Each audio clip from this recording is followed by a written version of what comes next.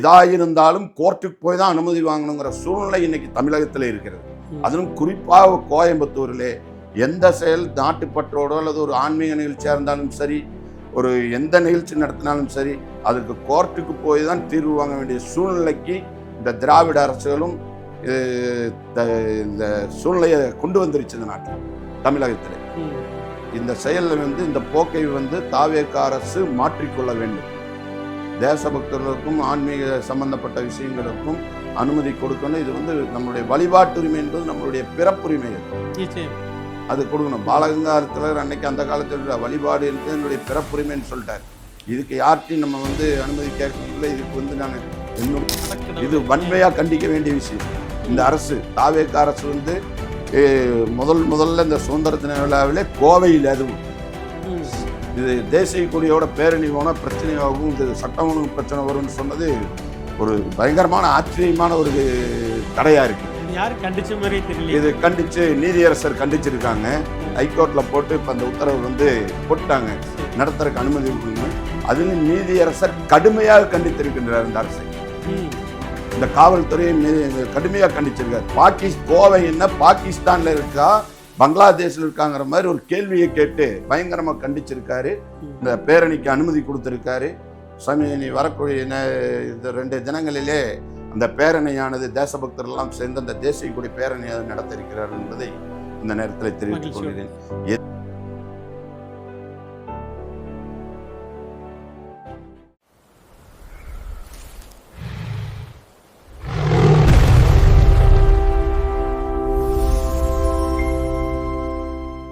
இந்த சுதந்திர தினத்தில் உங்களுக்கு மகிழ்ச்சியான விஷயம்னு ஏதாவது சொல்றதுக்குங்களா ஜி? நடந்த விஷயங்கள்ல நல்லா நிறைய சொல்லலாம். வீடுதோறும் இல்லந்தோறும் தேசிய கொடின்னு ஒரு சொல்லியிருந்தாரு நம்முடைய பிரதமர். இதற்கு முன்னாடி கோவிட் டைமில் ஒரு தடவை அதே மாதிரி சொன்னார். அந்த டைமில் பார்த்தீங்கன்னா எல்லா வீடுகள்லையுமே தேசிய கொடியை தெரிந்தாங்க. இது வரைக்கும் இவ்வளோ காலம் எனக்கு 54 வயதாகிறது, எனக்கு தெரிந்து இது மாதிரி ஒரு சூழ்நிலையை எந்த பிரதமரும் சொல்லலை. இல்லந்தோறும் தேசிய கொடின்னு சொன்னார். இந்த தடவை அதே மாதிரி நிறைய வீடுகளில் கொடியேற்றிருக்காங்க, பார்த்துருக்குறோம். அண்டை நாடுகளான ஆப்கானிஸ்தானில் கூட தேசிய கொடி ஏற்றி வந்தே மாதரம் பாடியிருக்காங்க. அது பெரிய விஷயம். சரி, அவங்களுக்கு வாயில நுழைஞ்ச இருந்தாலும் கூட தேசிய கொடியை ஏற்றி அவங்கெல்லாம் உண்மையிலுமே பாரத நாட்டுக்கு விசுவாசத்தை காட்டியிருக்கின்றார்கள். அதே போல குண்டு துளைக்காத கண்ணாடி கூண்டில் நின்று பிரதமர்கள் பேசித்தான் இது வரைக்கும் பார்த்துருக்கோம். இது ஒரு முக்கியமாக பார்க்க வேண்டிய விஷயம். இந்த அளவுக்கு இன்னைக்கு சாதாரணமாக போய் நின்று ஒரு பிரதமர் பேசணும், இன்னைக்கு பயங்கரவாதத்தை ஒழிச்சிருக்காங்கிறது இதே ஒரு உதாரணம், மிகப்பெரிய உதாரணம். இல்லைன்னா பயந்து எங்கே எப்போ என்ன நடக்குன்னு தெரியாமல் பிரதமர் போயிட்டு அங்கே வந்தால் தான் ஒரு உயிர் நிஜங்கிற ஒரு சூழ்நிலை இருந்த காலம் மாறி இன்னைக்கு தைரியமாக போய் கோட்டையிலே கொடியேற்றி 2014 கொண்டு வந்துட்டாங்க. 2014 இந்த சூழ்நிலை கொண்டு இதே நம்மளுக்கு பயங்கரவாதத்துக்கு ஒரு ஒடுக்கப்பட்டதற்கு இது ஒரு சாட்சி. சரி, இது ஒரு உதாரணம். அதனால் ரொம்ப மகிழ்ச்சியாக அந்த சுதந்திர தினம் கொண்டாடப்பட்டிருக்கிறது. இனியும் வரக்கூடிய காலங்களில் இன்னும் எல்லா ஏரியாவிலும் இதை விட ஒரு விஷயம் என்னென்னா, அங்கே எல்லா பக்கமே கொடி நல்லா ஏற்றிட்டாங்க, எல்லா பக்கம் சுதந்திர தினம் நல்லா கோலாகலமாக கொண்டாடுது. தமிழகத்திலே இங்கே கோவையிலே காவல்துறை பார்த்தீங்கன்னா தேசிய கொடி பேரணிக்கு அனுமதி மறுத்திருக்காங்க. இது வன்மையாக கண்டிக்க வேண்டிய விஷயம். இந்த அரசு தாவேக அரசு முதல்ல இந்த சுதந்திர தின விழாவிலே கோவையில் அதுவும் இது தேசிய கொடியோட பேரணி போனால் பிரச்சனையாகும், இது சட்டம் ஒழுங்கு பிரச்சனை வரும்னு சொன்னது ஒரு பயங்கரமான ஆச்சரியமான ஒரு தடையா இருக்குது. யாரும் கண்டிச்ச மாதிரியே தெரியல. இது கண்டிச்சு நீதியரசர் கண்டிச்சிருக்காங்க. ஹைகோர்ட்ல போட்டு இப்ப அந்த உத்தரவு போட்டாங்க, நடத்துறதுக்கு அனுமதி கொடுக்கணும். அதிலும் நீதியரசர் கடுமையாக கண்டித்திருக்கின்றார் இந்த அரசை. இந்த காவல்துறையை கடுமையாக கண்டிச்சிருக்காரு. கோவை என்ன பாகிஸ்தான்ல இருக்கா பங்களாதேஷில் இருக்காங்கிற மாதிரி ஒரு கேள்வியை கேட்டு பயங்கரமாக கண்டிச்சிருக்காரு. இந்த பேரணிக்கு அனுமதி கொடுத்திருக்காரு. சமீனி வரக்கூடிய இந்த 2 தினங்களிலே அந்த பேரணியானது தேசபக்தர்கள் சேர்ந்து அந்த தேசிய கொடி பேரணியை நடத்த இருக்கிறார்கள் என்பதை இந்த நேரத்தில் தெரிவித்துக் கொள்கிறேன். கோவையில் தேசிய கொடி ஏந்தி பேரணி செல்வதற்கு அனுமதியை கேட்டு பாஜக தரப்பில் காவல்துறை அணுகினார்கள். அங்கு அனுமதி மறுக்கப்பட்டது. அதையடுத்து பாஜக நிர்வாகி சென்னை உயர்நீதிமன்றத்தில் வழக்கு தொடர்ந்தார். இந்த வழக்கானது சென்னை உயர்நீதிமன்ற நீதிபதி லட்சுமி நாராயணன் முன்பு விசாரணைக்கு வந்தது.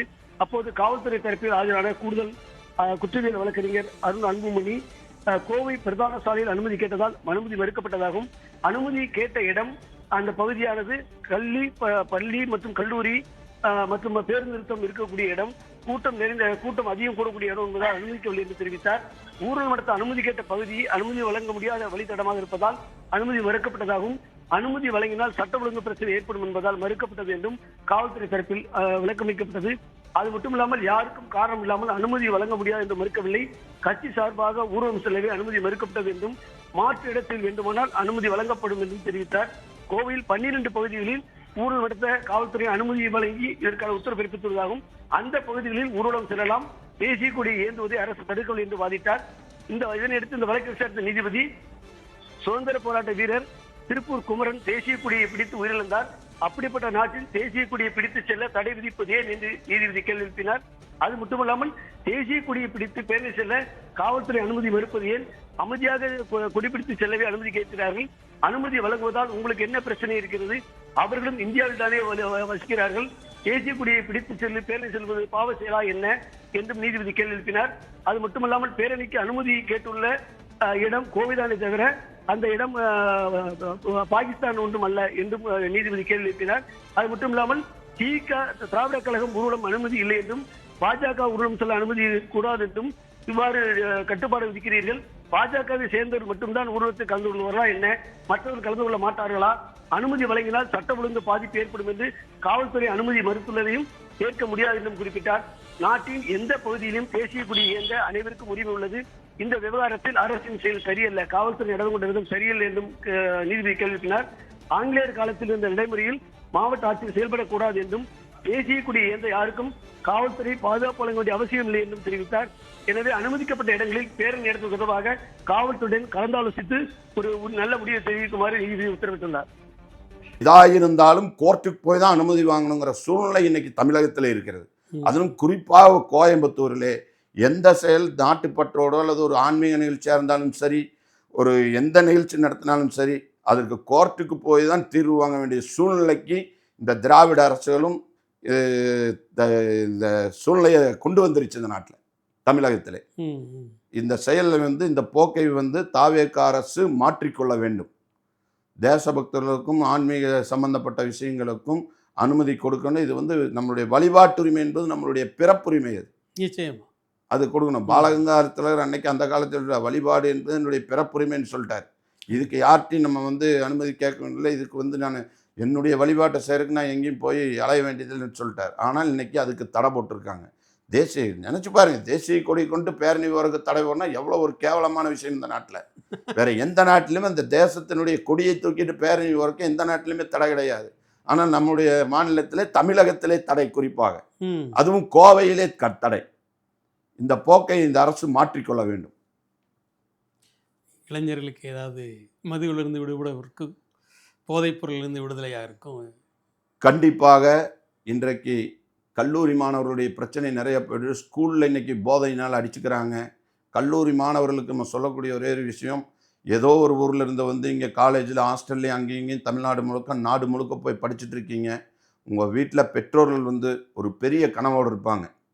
நம்முடைய மகன் படித்த ஒரு அதிகாரியாக வருவான், ஐஏஎஸ் ஆஃபீஸராக வருவான், ஐபிஎஸ் ஆஃபீஸராக வருவான், டாக்டராக, இன்ஜினியர் வருவான். பல கனவுகளோட சொத்துக்களை விற்று அவர்கள் ரொம்ப கஷ்டப்பட்டு, தான் கஷ்டப்பட்டாலும் குழந்தைகள் நல்லா இருக்கணும்னு சொல்லி உங்களெல்லாம் பல கனவுகளோடு படிக்க வச்சுட்டு இருக்காங்க.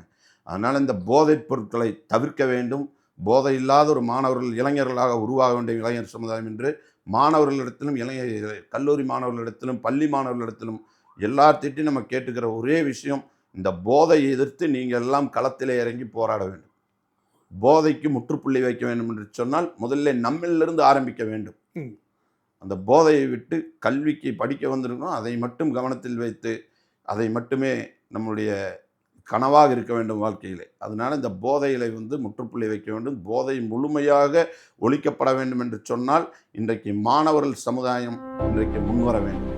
இதை எதிர்த்து போராடுவதற்கு மாணவர்கள், இளைஞர்கள் களமிறங்க வேண்டும்.